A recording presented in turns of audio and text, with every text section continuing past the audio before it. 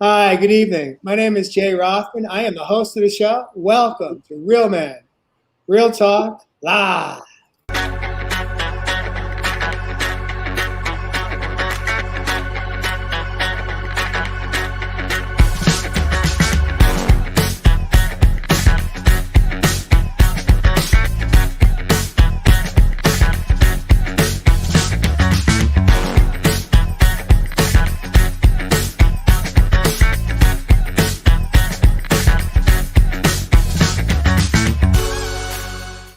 Hi, good evening. Welcome back to the show. Again, my name is Jay. I'm the host of the show, and I am excited to introduce my co-host coming in from around the globe this evening. We have Evislove Heath, the man of the land from down under.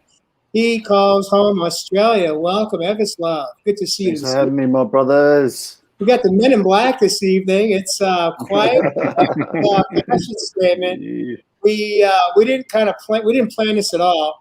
We just showed up right on time, and here we are. Josh Richer, welcome to the show. He calls Southern California home, and welcome home. Great to be here. And of course, Mr. Jeff Fasano, my man coming in from Nashville, Tennessee. Welcome to the show, guys. Thank you, guys. Good to see you. Always a pleasure, my brothers. As we wait for our viewers and listeners to jump on to the show this evening, we'd like to welcome our viewers and listeners at the same time. At any time, if you should hear something that you like or love, we'd like to invite you to tap your love button on your monitor and light us up. If you have any questions or comments that come through, please drop them down in the comments, and we'll do our best to acknowledge you and answer as many questions as we are able to capture in the moment. But in the moment, as we wait for our viewers to jump on, how is everybody doing this evening? Another week has passed. We're now wrapping up the first week of June. Isn't this incredible? Man, I bet you brothers over there got some beautiful lit weather. It's fresh here, I've got to admit. So grateful. It's been gorgeous. Gorgeous. What's it getting up to over there, brothers? You'd be up in your high, 100 plus Fahrenheit? Not that hot yet, but it's getting where Jay lives, I'm sure. Yeah, Jay for sure. Jay for sure. It's been heating up here. It's been hovering around about 100 Fahrenheit. In Sedona, Arizona, of course, it's about 15 degrees cooler than Phoenix or Scottsdale. But we make accommodations. We just hit the trail earlier in the morning and get out in nature to take care of some of our non-negotiables. We had a beautiful hike this morning with a friend visiting in from out of town and on his way traveling the West Coast. So we had a beautiful day. As our guests are jumping in, tonight's topic is all about the difference between scarcity and living in abundance. And so this is a topic that we have all had a face at one point or another in our life. And so it's really about scarcity consciousness versus a mindset of abundance, as Evis Heath talked about in his pre-show warm-up this afternoon, as he was on his walkabout in nature this morning. I'd like to invite you, Ev, since you jumped on early today, to kind of warm us up this evening, and let's just take some time to break down what does scarcity mean versus abundance, and hopefully we'll share some tips, tricks, and tools for our viewers on how to break free of scarcity mindset, or we'll go deeper into that, what that even means. But welcome, Ed. Yeah, thanks, my brother. And as always, here from the land down under, my brothers and my sisters, thank you from the bottom of my heart. Without you guys, as always, this wouldn't be possible. And at Real Men Real Talk Live, we're 60 shows deep into the Real Men Real Talk Live. And look, we really appreciate your support. So if you can keep sharing out the message, as we call it here on the show, then we'd be much appreciated and show much gratitude to really talk about conversations and topics and themes such as this big one right here, which really, my brothers and sisters, we all deserve a little bit of abundance, don't you think, in our lives? I mean, we've headed the show, we're talking a little bit about scarcity, as I like to call it. I opened up a video this morning because when I was talking about scarcity, I was really invited into the world of abundance, I would say probably about 5, going close to 10 years ago. And I had a look at Stephen Covey's book, 7 Habits of Effective People. If you've seen that, if you've read that, drop that in the comments for us. But he was talking a little bit about, the abundance mindset. And I think we're overcoming so much stuff. We've talked about this over and over the last few months in particular, particularly coming off the back end of last week when we're talking about generational rewriting the book, so to speak, trying to reformat and reprogram, generational trauma or abuse and all the other fun jazz that comes with the stuff that's been down on this planet. And one of those things for me is this scarcity or the scarcity mindset. Now, I think about my childhood growing up and, it's even affected me in areas of my adulthood coming through, into those later years where on both sides of my family, I've got to say they were in a lack or scarcity mindset.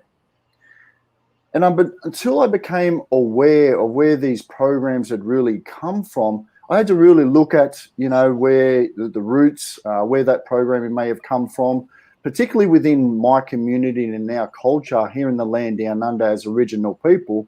Like I've said on many shows, man, we're still celebrating Survival Day. We're still celebrating Sorry Day. Now, what's that got to do with scarcity and abundance? Well, when you're celebrating survival, you become a pro-survivor. When you're celebrating sorry, you become a pro-victim. So we start to look for circumstances, people, places, and things outside of ourselves to really fulfill what that ego needs to hear. We find ourselves in that scarcity. We find ourselves battling some of those scars or those deep inner wounds that have carried on generation after generation after generation. Now, I was out in bush or out in nature this morning doing my walkabout, as I do, and I really wanted to show everyone just how abundance looks. I mean, you've really just got to step outside, my brothers and sisters. You may not even have to go that far. Just look down at your body. Look at the abundance from within. Really start to nurture and see where the abundance is within your life. We're talking about always knowing that there always is enough, not only for yourself, but for your friends, those people, places, and things around you. And so you have the abundance state of being, which we're going to dive in deeper about, to really nurture and nourish this being down here on this planet to really open up for that expansion.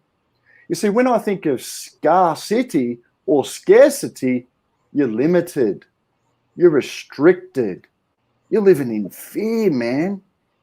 But when you're in this abundance, you're open to new ideas, you're open to expansion, you become that unlimited being that we're always talking about here on Real Men Real Talk Live. So they're just a couple little things. I know we're going to have to define it a little bit deeper. We're going to dive in tonight. We're sure we're going to share some stories about our own, sort of experiences with these two words like scarcity or scarcity and the abundance. So looking forward to it, my brothers. Beautiful. I think you just hit it, Ev, is what scarcity and survival consciousness go hand in hand. Being in survival consciousness is just a matter of making it through, surviving life. There's a difference between living life and surviving life. And being in that place of survival consciousness where, and it's a way of looking at life. Are you looking at life just to survive it, or are you here to live life? And in that survival mode of just having enough to live, to survive. They both go scarcity and survival go hand in hand. I think scarcity is a way of looking at what isn't in your life constantly. I'm constantly looking at what's not in my life. So there's scarcity. I'm trying to fill myself up from outside. I'm looking at it in a 3D fashion. And then when you're constantly looking at what isn't in your life, which is scarcity consciousness, then you slide into survival consciousness. So if I continually look at what isn't in my life, or the scarcity of life, and really abundance comes down, it all comes back down to us, and honoring and valuing and loving ourselves, and that is abundance. How deeply do you honor, value, and love yourself and your talents, gifts, and abilities? When you start to see that, you move into abundance consciousness. So if we move from the outer to the inner, that's where we have to begin. We begin with the inner. People think I'm abundant because I have X amount of dollars in my bank account. I have the big car. We've spoken about this many times on this show. I have the big house, and therefore I'm abundant. But are you? So scarcity consciousness is a consciousness of continually looking at what is not in your life, who you're not yet. I'm not, comparing yourself with others outside of yourself. And then when you hit that scarcity consciousness, then survival consciousness moves in. So then because you're not looking at the life as full and your abundance, which is within you, then you just are surviving constantly. And then you're on a hamster wheel of life, and you're really not living life. You're just surviving it. Mm-hmm. And I wanted to add, Jeff, you just totally sparked this in me. I love our conversations that we have here on Real Men Real Talk Live. I want to bust some myths really quick too as we dive into this tonight, because you having more does not mean that somebody else gets less. Mm-hmm. There's more than enough for all of us. And then Jeff, you brought up the biggest myth of all, which is that trap, that the big lie that we get caught in our lives, which is the outside causes us pain, so the outside must have the answer to our happiness. And if we believe that, whether through drugs, alcohol, jobs, cars, money, houses, those are all things outside of us. Mm-hmm. So when we truly believe that the outside has the answer to our happiness, we have given away our power. Mm-hmm. And abundance is exactly that. And you touched on this. It's a dance, a bun dance. We are co-creating with the universe. And you don't co-create when you give away your power. We take that power back. We truly have to accept our lives brutally and honestly and say that I am the co-creator of all of this. So therefore, the outside doesn't have the answer to my happiness. The inside does. And that's exactly the framework that we're wanting to set up tonight. Abundance is not a mental state, because again, the mind doesn't add anything to our lives except chaos and trouble. It's an inner state of being. When we realize that we are the co-creators, then we raise our vibration, and that our sole job is to keep our vibration high, because the universe matches what we are. Mm-hmm. So therefore, when we live our lives with gratitude every day, when we honor the things that we have, when we truly love and appreciate our friends, family, health, the things that we do have, and not in that cycle of the things we don't have, living without, we come back within and we raise ourselves, and then boom, that's when the flow happens. So it's not something we seek, it's something we are. Mm-hmm. Ooh, beautiful, brother.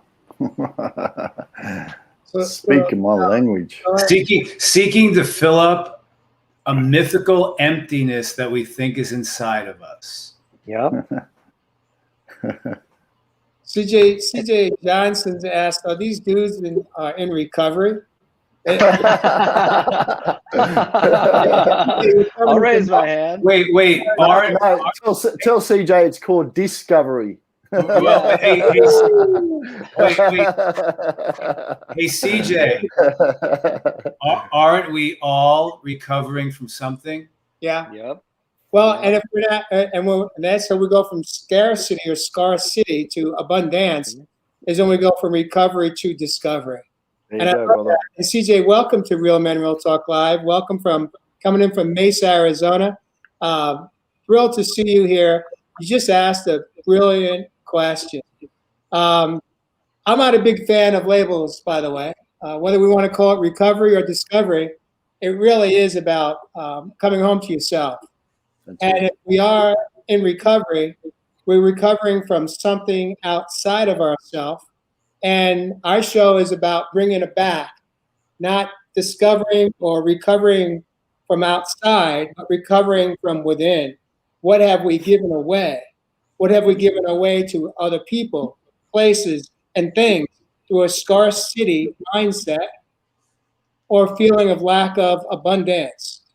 So, it's a brilliant question, CJ. We love you. Welcome to the show.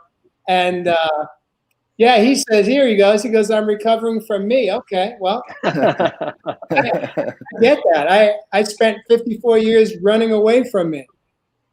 And it wasn't until I hit some kind of rock bottom in my life back in 2015 that it was time for me to surrender and for me to heal those inner wounds so that I could step out of scarcity.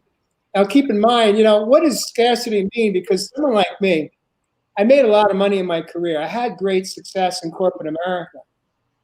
But I was living in scarcity most of my adult life. Mm. So here is a great example of money does not bring you abundance. Abundance is not a state of feeling, it's a state of being. It's not a mindset. It's much deeper than that. I love what you said in your earlier live this day, Ev, your early morning, when you talked about scarcity. I think you said is not a mindset; it's a state of being. Mm-hmm. And I guess the question came up early this week in a canyon in Sedona. We were with a friend of ours, Bob Phillips, who is a viewer who's watching our show tonight, coming in live from YouTube. We actually asked the question, and I'm not sure we really got an answer or not. Is where does fear play into the role of scarcity? And is it one of the foundations for living? Can you live in scarcity and not live in fear? I think is what the question was proposed. So let's take that question right here, right now. What do you guys think? Ev, what do you make of that? Can you live in scarcity and not be living in fear? Well, from my angle, you are in fear if you're living in scarcity. Mm-hmm. Even though you think about fear, it is really a false illusion or the false evidence appearing real. But this is what I'm talking about, this being a state of being, my brothers and sisters. This is another part of emotional intelligence. So when we just look at that scarcity mind set, you are set, you are limited, restricted. But when you're in your beingness, and like my brothers and I are talking about here tonight, you're coming back to that inner higher self of who you truly are, you see expansion all around you. You don't have to do all the time. You are just being in your I am. So we start to see that we can cultivate more of this state of being through the emotions that we feel. But see, so many people, we don't even know how to identify emotions yet. We don't know how to label our emotions. So they look at the external places to find the relief instead of the release, to experience some of these things like an abundance. So would you say that, as CJ just asked also, what does scarcity mean? Constantly looking at what you don't have in your life, who you're not, what isn't in your life. The glass is not even a quarter full. The glass is always empty. You're constantly trying to fill up. So within someone who is living in scarcity consciousness, they always are feeling there is something empty within them and empty in their lives. And then they're looking at what isn't in their life. And I guarantee you probably have a couple of multimillionaires out there who live in scarcity consciousness. 100%. And I think that's where... keep going. I was just going to say, for me, it was because I was always wanting to be that creator, that guy, that, the doer, the grinded out guy. But I thought creating that abundance was me having a vision board with all the cars and the house and all of that. But all I was doing was enforcing that notion that I didn't have this. And so I was voraciously trying to put myself in that place of abundance, but all I was doing was dragging me down, because I was looking at the Instagram accounts and all that other stuff of the things I wanted. And what that did was create that separation. I did not have, it was something outside of me again. It was something that I had to achieve or to attain or to work towards. Again, that separation. That's not having it. That's not, being in the right mindset. Let me ask you guys this. I just want to, from my perspective, share that on paper, I look really good in my life. I mean, I had a good life on paper. I had a beautiful wife. I had 3 kids. I had a very successful career. Had owned real estate, owned expensive vehicles, took the vacations. I mean, I was living the American dream. But I never arrived at a state of being of abundance. Jeff, you nailed it. You described me when you said that empty feeling inside. No matter how much success I had in my life, I was always living in scarcity. And it wasn't until I walked away from all of it. And that included people, places, and things, and basically gave away everything that I once had. I released it from my life. Only then was I able to begin to understand the true essence of what abundance can feel like. And today, my life is very different. It's different because that empty feeling inside is no more. It's gone. Now, it doesn't mean it was easy. It's simple, not easy. It was not easy because it was a process of self-discovery and understanding that my days were numbered, and I understood in that moment that there is nothing that anybody or anything could do to bring me to that inner state of being, that inner state of freedom, that inner state of peace, that abundance. Now, I knew I got there when I was on a trail one day out in nature by myself in North Scottsdale before I moved up to Sedona. And I had my music on. I was in flow. I was in prayer, meditation, just doing what I do. And my little boy inside, JJ, talked to me, and he said, I'm bored right now. It's like you're doing the same thing you did yesterday and the day before. I want to mix it up. What can we do differently? And I said, I don't know. And I'm talking to myself, this is. And I said, what do you want to do right now? And he says, Dad, I want to skip. And I'm like, dude, you realize that we're at the highest point of this peak, pinnacle peak. And for us to skip now, it's going to look kind of silly skipping down this mountain. And he said to me, so what? Who cares? It's none of my business what you think of me. And I said, okay, let's do it. And we skipped the whole mountain down, the whole way down to the trailhead. And it was just beautiful because for the first time in my life, I understood what total freedom can feel like. When I didn't care what other people thought, in that moment, that little boy wanted to experience one dance, and I gave him permission, and we skipped the whole way down. Now, next day later, I know I've shared this on prior podcasts, but it was maybe in podcast 20 or 19 or so, and we're at 60 today. So many of you have not seen that earlier podcast. The next day or 2 days later, I was on the same trail, and this woman passes me by as I'm navigating down a section of the same mountain, and I did a double take. I couldn't believe what I saw. She was skipping the same way I was skipping. Now, I didn't look as sexy as she did, right?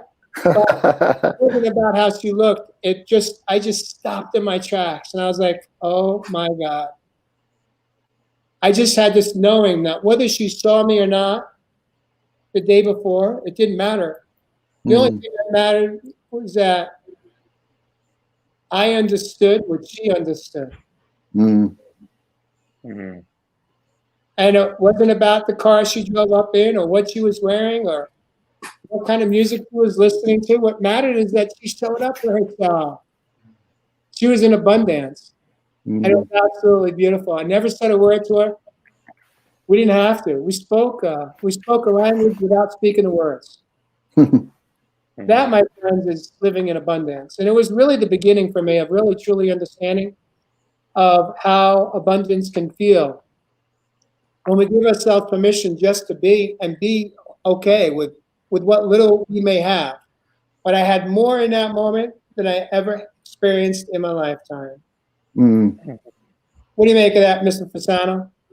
Beautiful. Beautiful.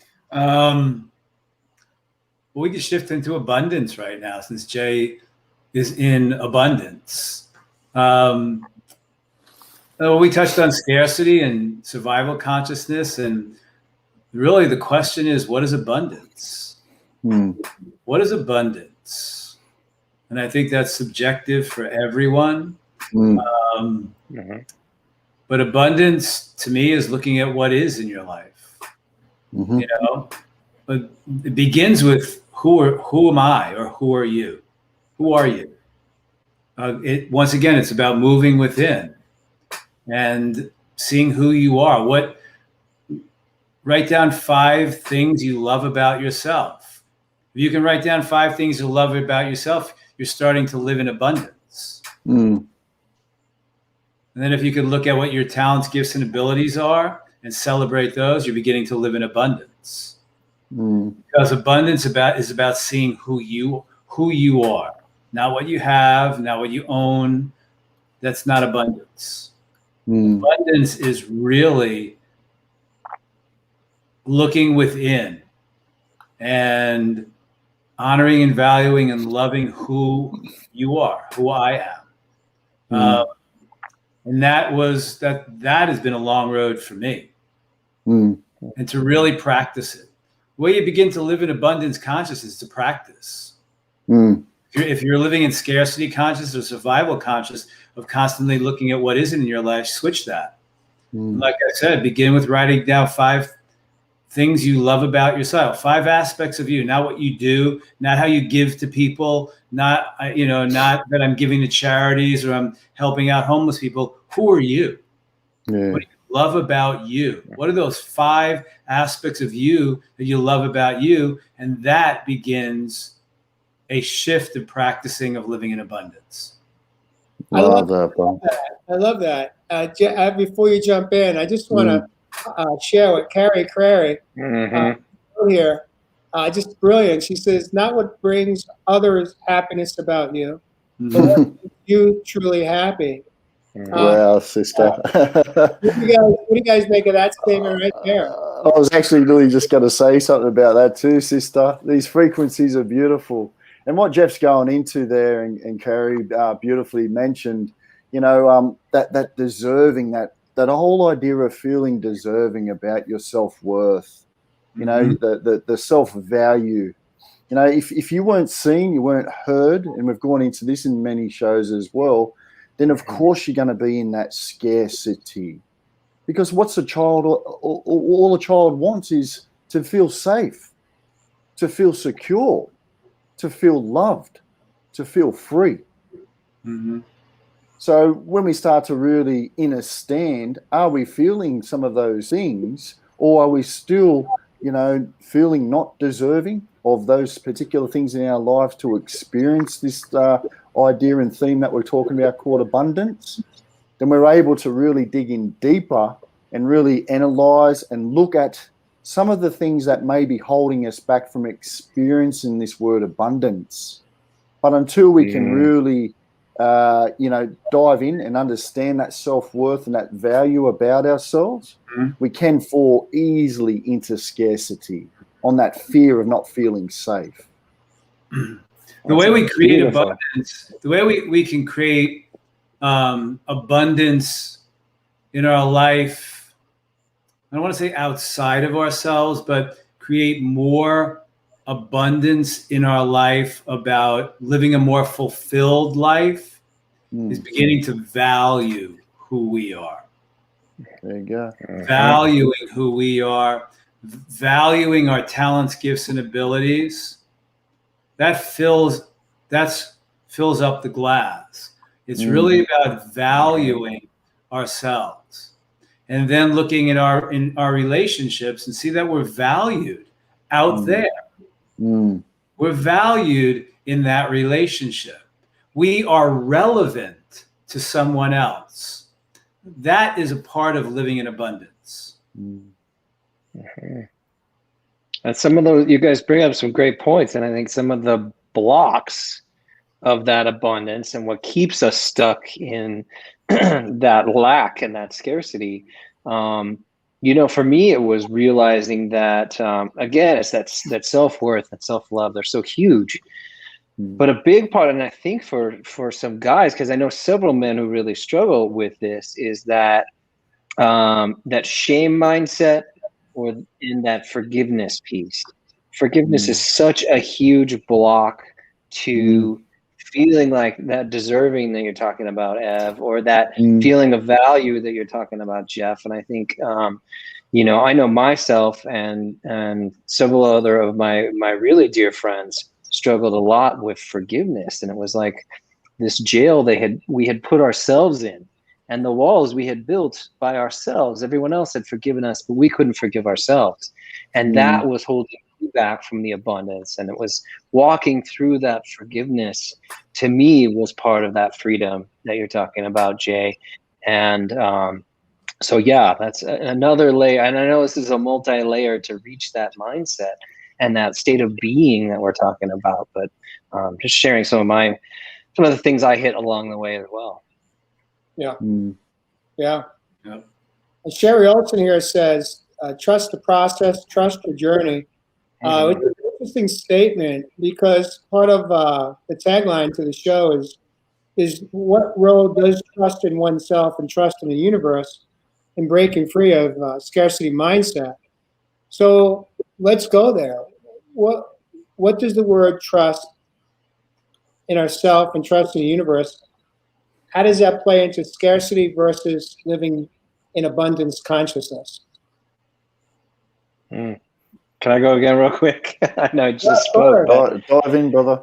No, but because you guys know I set out to do this documentary, and it's been something that has been nagging for 2 years. I've had this on my mind. And I got caught in that fear. Who am I to make a documentary?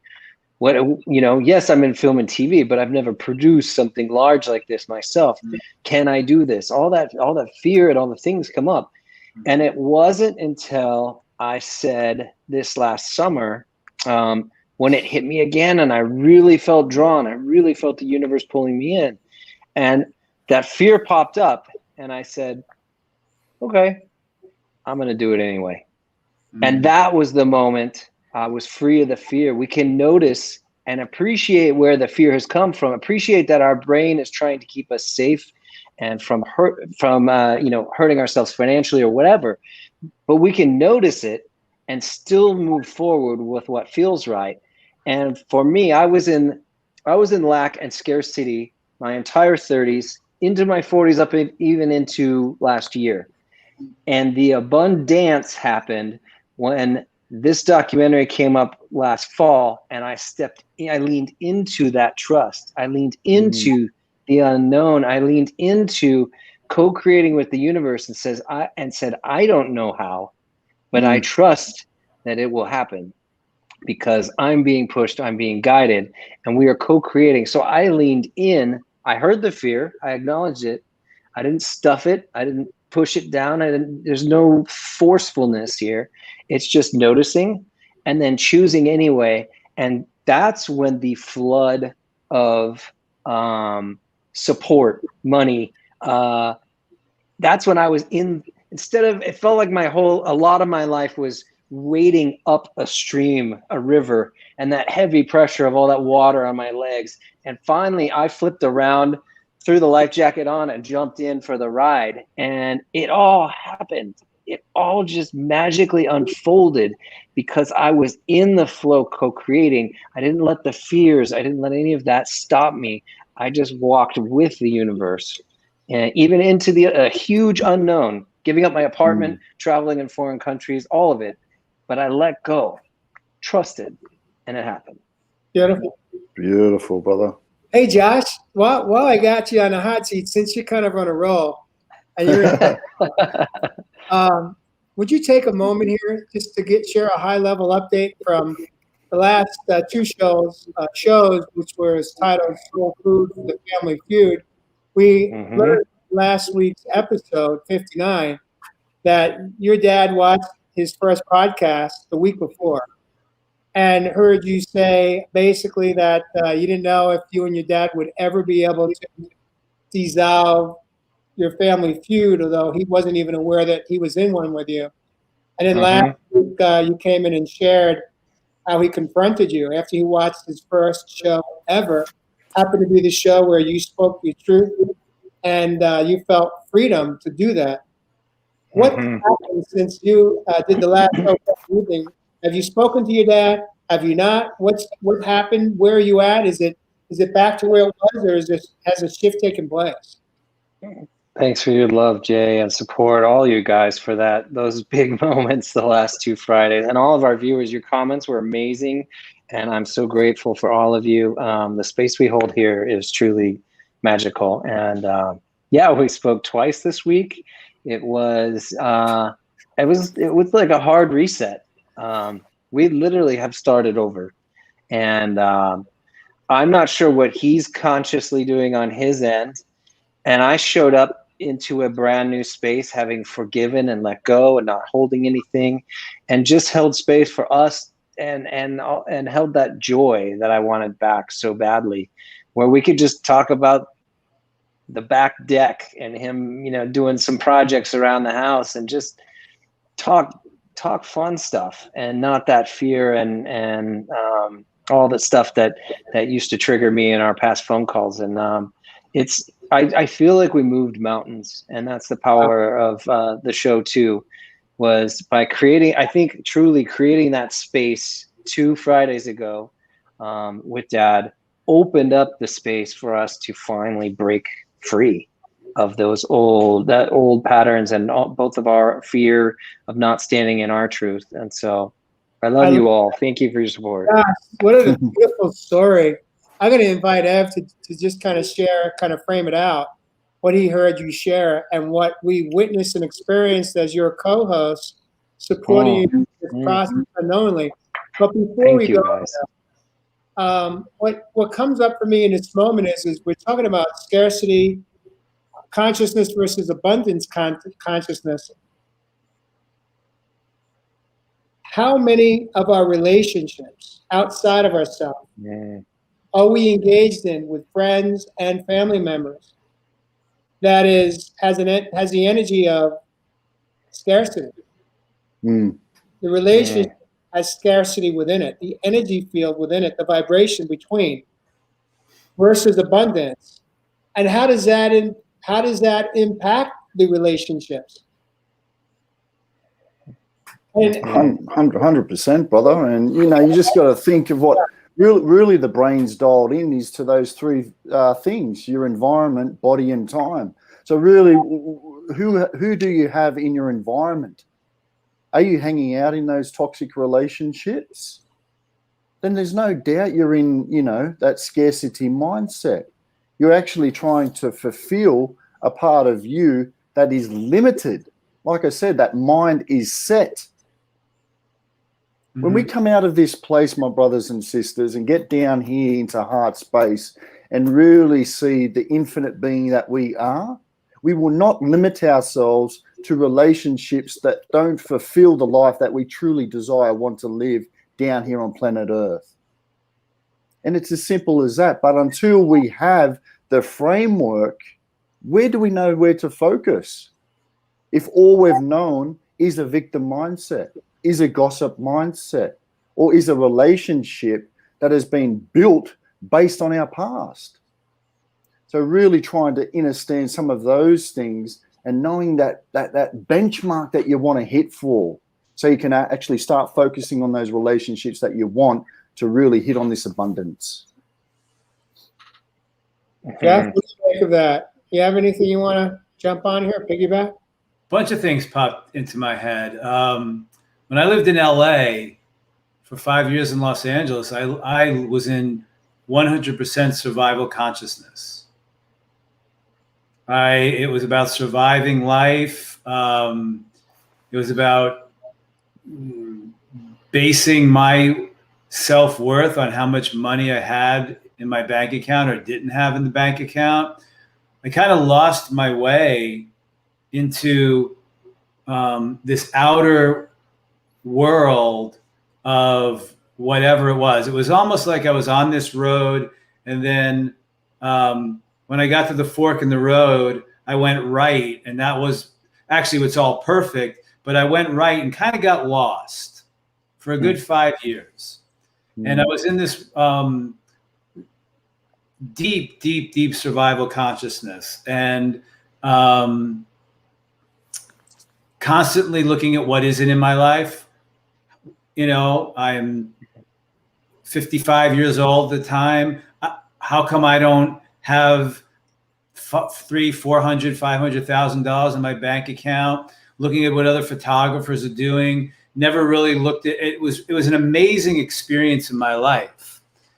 Another part of that, and Ev just mentioned it, was victim consciousness.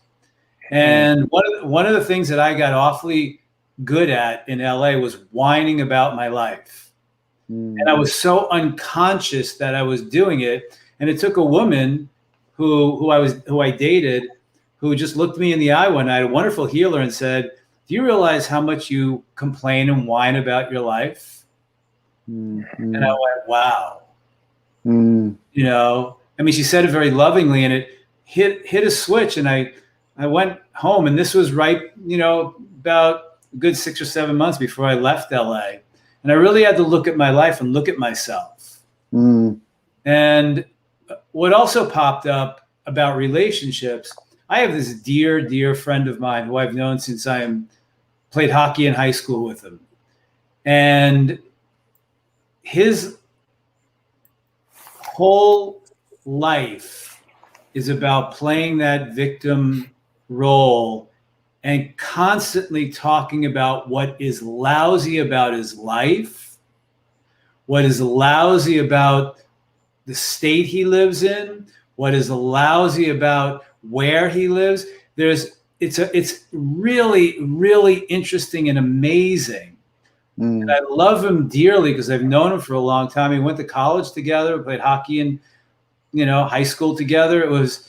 And it gets to the point where, do I choose to be in this relationship with someone who is constantly whining and complaining about life all the time? And that's what, you know, what Jay touched on is about relationships. But the reason why it triggered me so is because in some way, shape, or form, I was still doing the same thing.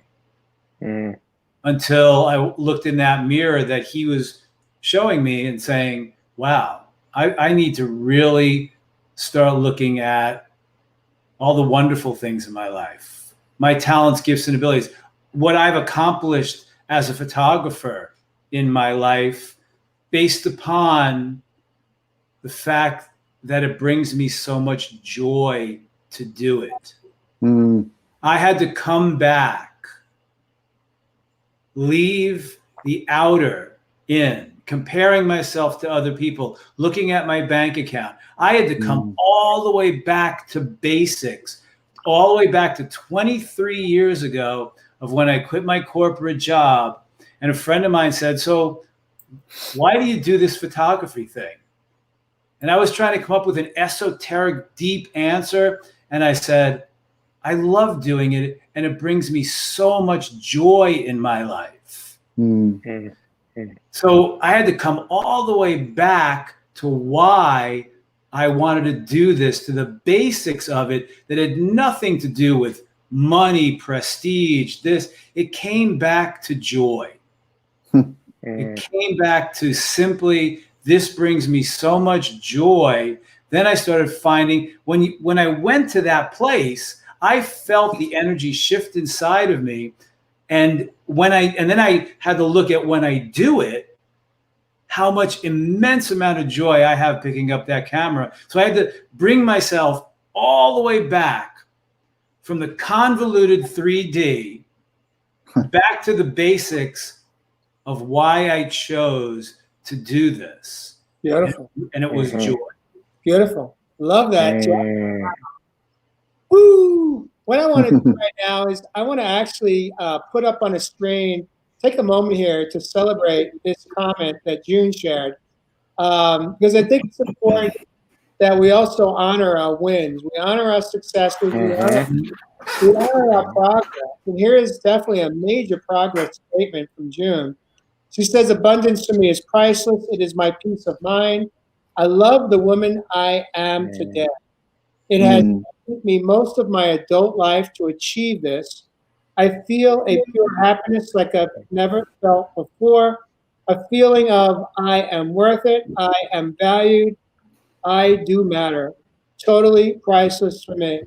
What do you make of that, guys? Absolutely beautiful. Absolutely beautiful. 100%. Honoring your wins. I matter. Yeah. Yeah.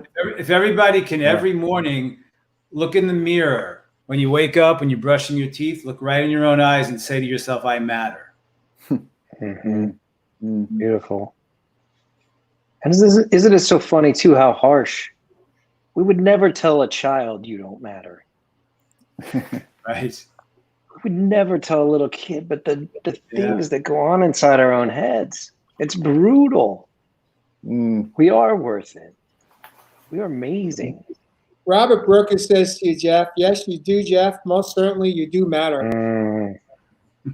I remember I was in rehab, I don't know, 8-9 years ago for one of the addictions that I was struggling in at the time, that today I'm totally released from. And what the biggest pivotal moment or shift in rehab was when I finally was able to write out those words that I've never, ever seen before.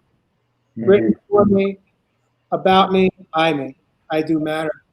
And that was really the pivot. That was the moment where I had my first awakening. I had to get a little lower. I had to hit a lower bottom.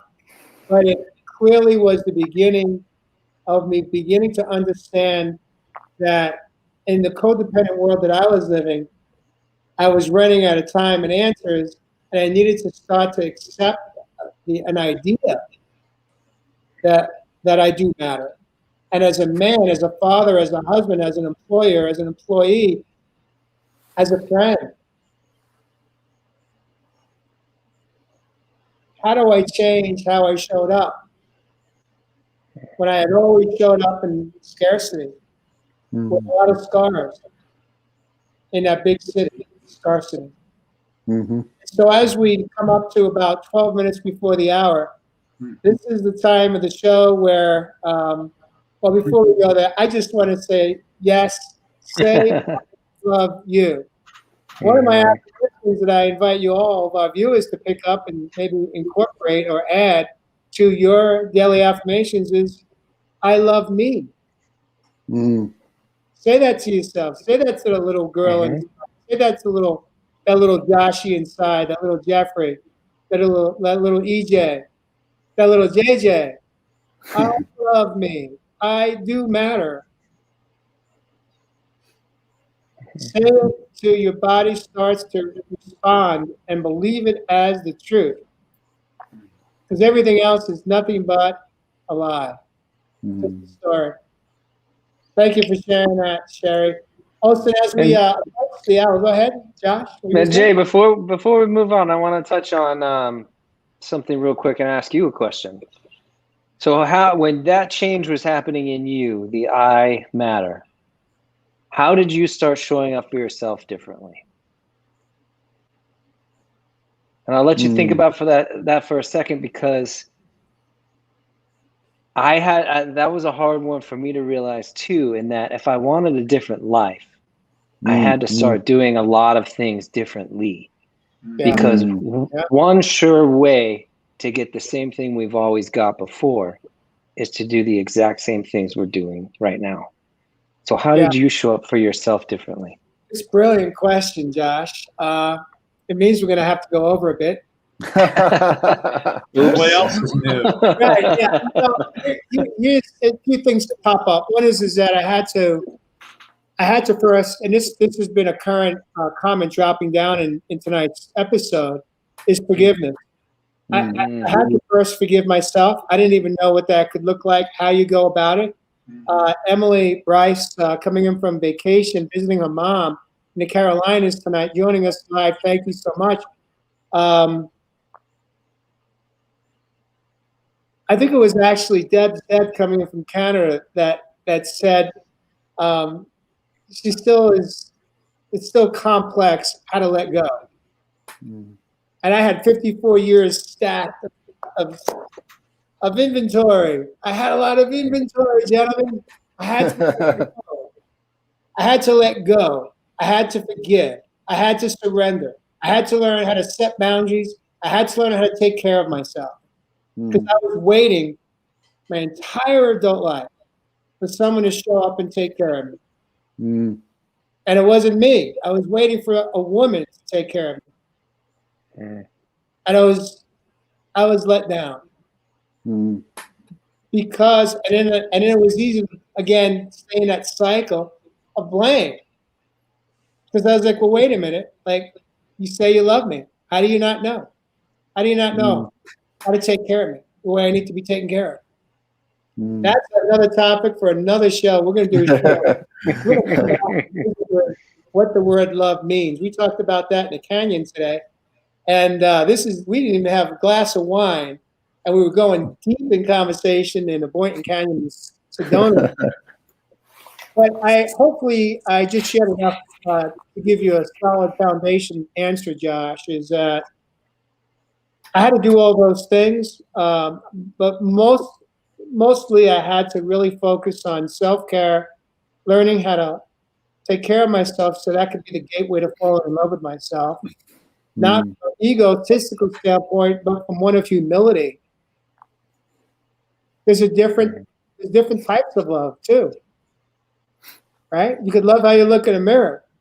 You could love how someone made you feel. But how important is that? For me, it really came down to I had to be willing to release ego from my daily responsibilities. The protector. Yeah. Chris Morrison says, stop listening to the stories. Yes. Yes. Yeah. Stop telling your story. Yeah. Mary Kelly says self-care equals non-negotiables. Yes, Jeff Pisano, I agree with you. Chris goes on to say, perhaps even better, know that they are just stories and that's okay. We don't have to believe them. Mary's got a bumper sticker on the back of her vehicle that says just like that. We don't have to believe everything we think. Shannon says inner peace is vital. Of course, Emily Bryce says agape, which is unconditional love. So, gentlemen, this is the time of the show where we play magical musical chairs. I'm going to move you guys around, and when you land next to me, that means that it's time for you to answer a question and or share some tips, tricks, and tools. Our viewers break through to break free from scarcity mindset to abundance consciousness. And so here we go. Let's see who I'm going to put up first. Who opened us up tonight? That was Evan. So I'm going to drop you. I mean, Jeff Asano, I'm going to give you a question this evening. But I'm confused now. You're usually where I am. Now I'm totally confused. It's okay. You know what? You can just trust me. It's like Jay, you're putting yourself next to yourself by being in the upper right. Yeah. Just trust in this moment. You're right where you're supposed to be, Asano. Well, we didn't really get deep into trust, but okay. I'm trusting. So here's your question, Jeff Asano. When you are having those moments or feelings and or thoughts of living in scarcity, which you've acknowledged has been a part of your life, who do you think is showing up? Is it your younger self or ego when you are living in scarcity? Both. It's both. It's the wounded child that was conditioned to live in survival consciousness. I use the term survival consciousness and not scarcity so much because I learned survival consciousness from mom and dad. So the little child inside of me was conditioned and learned and programmed. I learned to survive life. Going back to what we've said many times before, get a job, get benefits, get your pension, this and that, and you'll be taken care of, and you'll be able to survive life, which is what I did for the first 18 years out of college. So I learned that to live in survival consciousness, just to just live in that place of survival consciousness and not abundance consciousness. Always, I have just enough of whatever that is. Because another question to ask is, what is enough for you? What is enough for you? It's a great question to ask. That's another question you can ask yourself. What is enough for me? Am I living right now? This is enough for me. Or, you know what? I really want to raise my quality of life. So that little child was programmed with survival consciousness of watching mom and dad. And then the ego would kick in to reassure that. The ego kicks in to reassure that programming to keep us in that place, in that comfort zone. The ego always wants to make sure that we're staying in that comfort zone, asking the question, are you sure? Are you sure that this doesn't work for you? Are you sure that you want to shift your life? Are you sure? Are you sure you're good enough? Are you sure you're good enough? So the ego is always going to ask those questions, and the ego is going to fight to death so change will not occur in our lives. So I knew that I needed to change my life, back in my early 30s, and then quit my job when I was 40, and then started living my life, moving into a vast unknown, because there's two important things when the doorway opens up to the unknown that we're bringing with us: ourselves, who we are, how much we deeply love and honor ourselves, how much we honor and value our talents and gifts.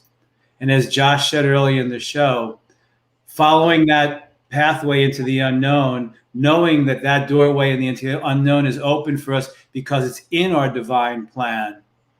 And then if we just walk through that door, fulfilled within ourselves, knowing what we want in life and what we want to bring to life, in our soul's divine plan, the universe is going to conspire to bring us everything that we ask for, and stuff that we never, ever imagined. Jeff, this is a beautiful closing respond to the questions. But I'm gonna hit you with a double whammy. Look out.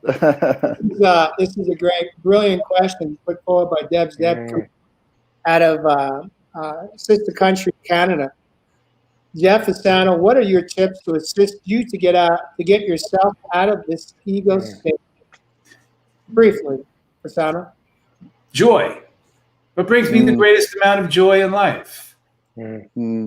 Joy. Just go. I said it earlier. I had to get out of everything after 5 years of living in Los Angeles to go back to the basic, the basic of why did I choose to leave 18 years of a life and change it? It's because how much I love and have so much joy picking up that camera. So then the ego goes, wow, but you've been programmed for survival consciousness. What's this joy thing? Beautiful. Come bring it back to bring. Evis has said this in 60 episodes. Simplify your life. Bring it back to basics and simplify it. That's it, brother. Beautiful. Thank you, Jeff Fasano. One more episode, bringing it home, breaking it down, and always showing up. Always showing up. Thank you so much. I want to take a moment here before we move into round 2 of Magical Chairs. I want to just acknowledge and honor all of our viewers this evening. For our viewers that have showed up this evening and have showed up watching us, catching us on past episodes, you guys are amazing. We are watching your growth with us. We are not doing this alone anymore. We're all growing and learning and picking up liquid gold together. And we are changing our lives. We're changing our relationships. We're change makers. And we're healing, and we're growing together. And I just want to take a moment here just to thank you for each week that you show up, investing in yourself, with us, for yourself, knowing that as long as you show up, you are never, ever alone again. Beautiful. And so thank you for joining us this evening, viewers. As we jump into round 2, I want to invite you, if you haven't, please share out our show. Our show reaches our viewership and grows each week through our organic exchange, which you help us out by sharing it out on your Facebook and YouTube channels. Share it in your communities to touch people that you care and love about so much. And so with that, Josh, I'm going to put you up in a hot seat right now. And I gotta come up with a quick question for you, Josh. Here you go, Josh.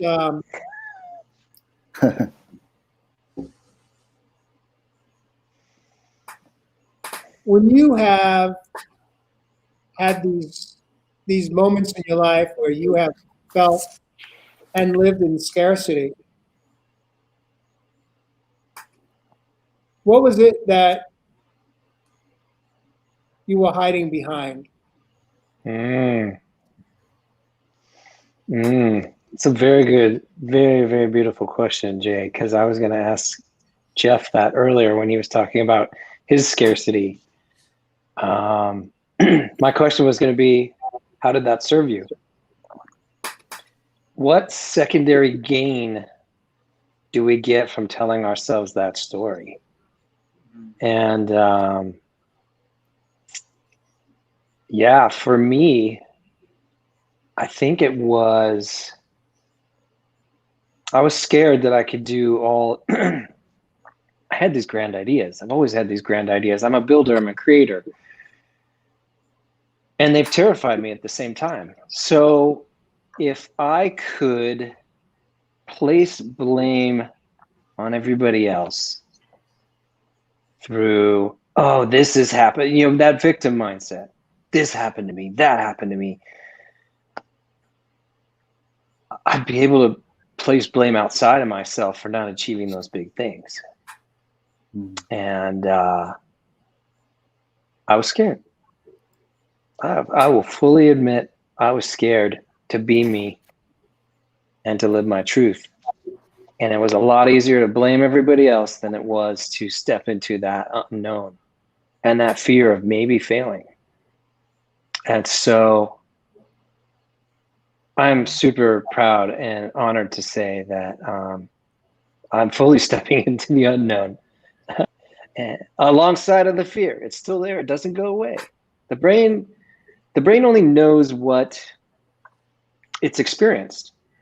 It doesn't know possibilities. It can't think outside of what it knows.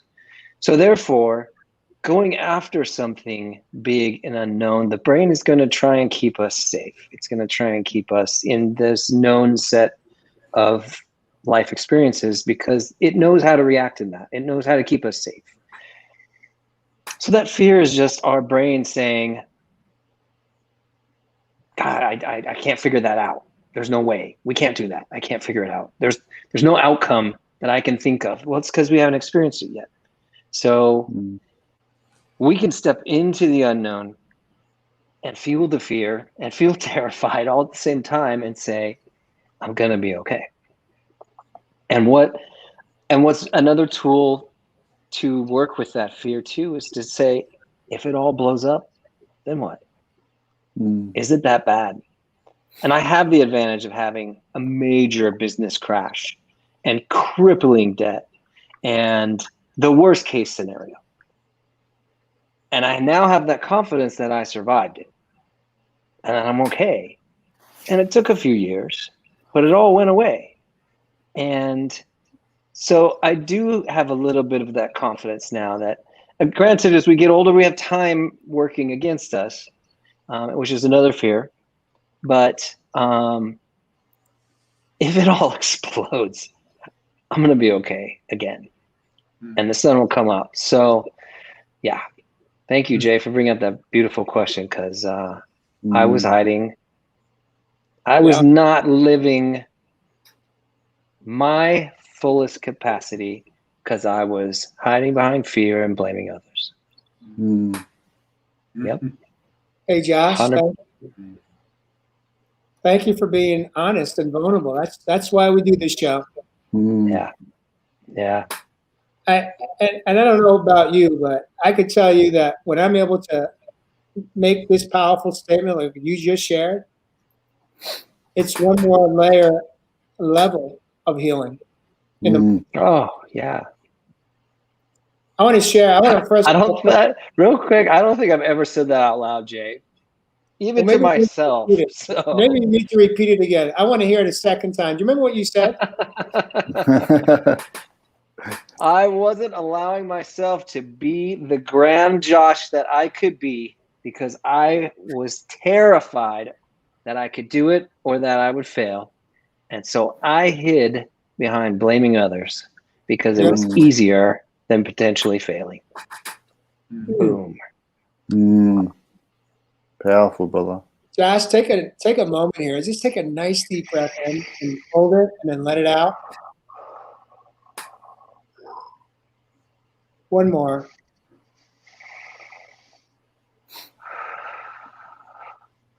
And I have to say, Jay, your intuition is spot on. You always know what to ask me. I love you for it. I love you for holding me accountable. Yeah. I love you. I accept that with a thank you, but I have no idea what I'm going to ask. I'm just a portal. Yeah. This stuff doesn't come from up here; it comes from within here. We all have this same ability to tap into it. We just have to learn how to get out of our thoughts and get into our heart. Get out of our head and get into our heart space. But thank you, Josh. It means the world to me. Because I didn't know how to ask those questions in the past. I want to acknowledge Nancy Nance coming in from Canada. Thank you for joining us. Welcome to Real Men Real Talk Live this evening. She says, Josh, what do you think of this one here? Success is failure feels comfortable, When faith is the reality, all things are possible. And this is going to take me right into, I'm going to put Evis into the hot seat here. Boom. Ev, I'm going to ask you, I'm going to ask you first and foremost, what do you make of this statement? This is a freaking power statement here by Nancy Nance. Success is scary because failure feels comfortable. When faith enters the reality, all things are possible. Why is that? What does faith have to do with scarcity or living in abundance? And this is really understanding your definition of some of those big words and beautiful words that she's used. You know, why is success scary? You know, success could be beautiful, but what are you defining success as? You know, when we lean back into faith, we certainly do lean back into the unlimited possibilities, don't we? Isn't that divine, that trust in all, the unlimited? So it's a beautiful statement, and definitely one that, you know, I personally had to fall back into, even currently on my own journey. You know, like I was talking to the brothers through the week, and, you know, I was talking to them about, because this week I'm actually doing a workshop, a professional development workshop with a local original organization here, and they've actually asked me to do a guided meditation. So all this week I've been, you know, going through a lot of my journey up until this point in my life, and really nurturing some of those values that have helped me make that crossing into this new version of myself that is really starting to awaken. I said to the fellas in the green room, I said, you know, I'm not a personal trainer. I don't even know if I'm a coach. I'm really no one. I'm nobody, but I'm everything and everyone. See, when we live in this scarcity mindset, my brothers and sisters, we are limiting the possibilities of who we potentially can be. You know, is that what we came down here, just to be restricted and limited to the 9 to 5, just to get by, just to live in survival mode, just to be in that scarcity mindset? Or did we come down here to experience life for what it truly is? No, I was out in nature this morning, and I love it because it's my best teacher. When I realize, you know, if I ever need to fall back on anything for any answers, I just take a walk outdoors in nature. You know, she has all the answers out there. And why I say that, because tonight we've been talking about these two different mindsets or state of being, as we've sort of flirted with the idea. And what I started to really realize was that in nature, you see this beautiful symbiotic process going on, the value that you can give back to her of what she gives back to you. So what I'm saying here, my brothers and sisters, if you are in fear, you're in survival, you're in the scarcity mindset, our brother Josh always mentions it, show after show, fall back into gratitude and thanks. Because abundance is truly all around us. When we fall back into that particular vibration and frequency, we really do start to see just how much fulfilling life is.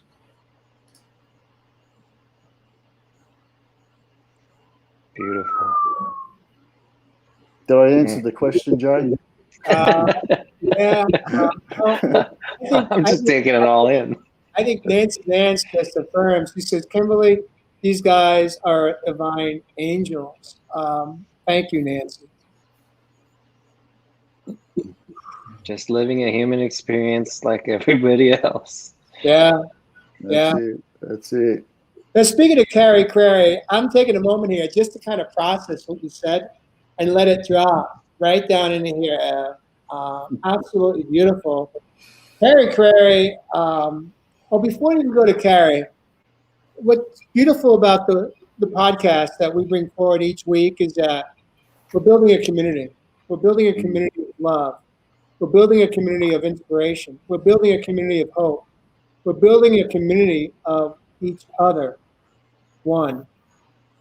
I got a text yesterday from one of our viewers, Sarah, who sends me a photograph of her standing, doing a selfie with Jeff Asano.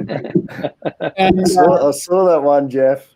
she was traveling through Nashville on her way to a Dr. Joe Dispenza retreat of some sort, so over in the eastern U.S. And she made it a point to stop in to meet Jeff Asano. And then she sent me the selfie of the two of them together. Incredibly beautiful. That made my day yesterday. Absolutely touched my heart to know that we want to know each other. We want to meet. We want to touch. We want to love. We want to connect in the healthiest of ways. And we want to appreciate each other and acknowledge each other, honor each other, and respect each other. Tomorrow morning, I'm going to meet Carrie Crary. She's coming up to Sedona for the first time to meet both Mary and myself. And we're going to be out in the bush, as you'd say, down under. We're going to be out in nature tomorrow. We're going to be connecting. Now, we have been friends with Carrie. I actually had her on a reunion podcast a year or two ago for a reality TV show that she was part of. She was on a reality show, and I believe that's really how we first met. But we communicate, we converse, but we've never physically been in each other's presence. Tomorrow morning, we're going to be live together, and I'm just so excited to meet you, Carrie, and have a chance to connect in a way that I hope someday all of us, all of our viewers, we can all come together and meet at a Real Men, Real Talk retreat. That's how we're in a retreat. Yeah. Treat it would be, Jay. Remember, a treat. Yeah. And you just put it out there. We're gonna step into a treat, we're not gonna retreat. That's right, brother. Right? I love that. All right, so I guess I'm up. I'm gonna give you one of you guys the opportunity to ask me a question that comes to mind.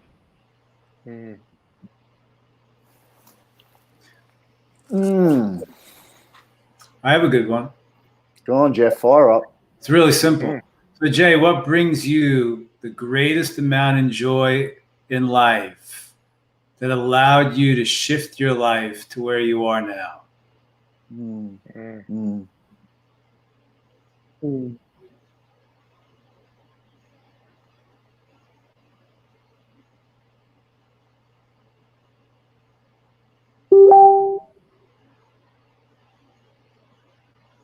Coming home.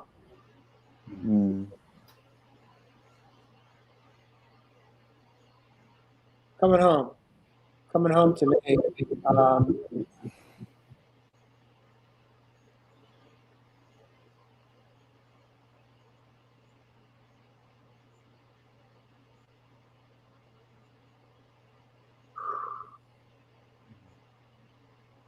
Experiencing loving myself to feel like it. Coming home to that little boy inside that is waiting for me.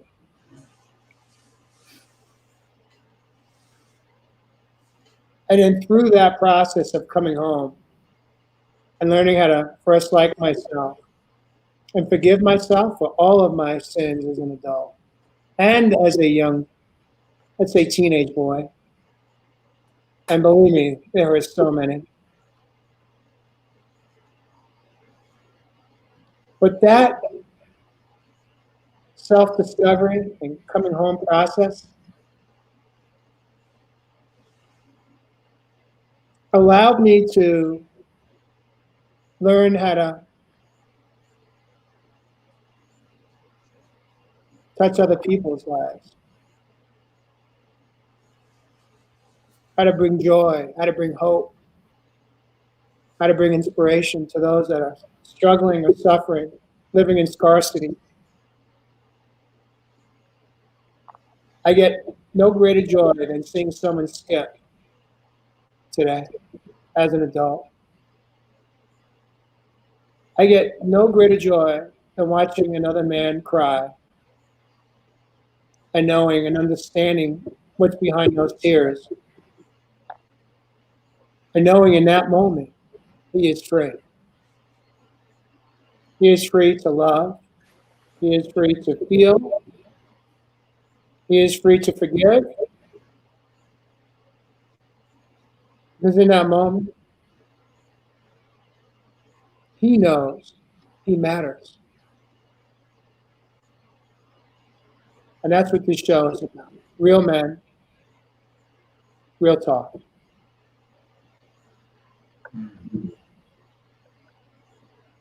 You hit me with such profound questions that I get the chills each time. And I get teary-eyed. Not because I go to guilt or shame, or I go to the dark side of the moon,